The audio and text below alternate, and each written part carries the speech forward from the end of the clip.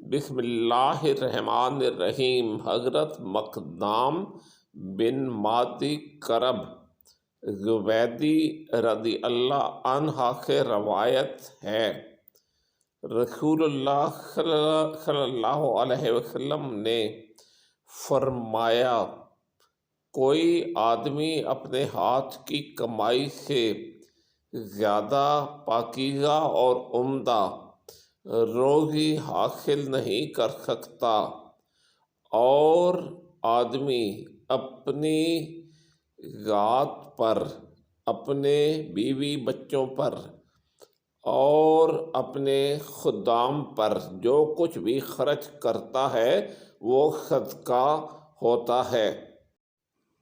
Please subscribe کا button دبا کر میرا چینل سبسکرائب کریں۔ یہاں پر آپ کو اور احادیث کی ویڈیوز ملتی رہیں گی۔ Thank you.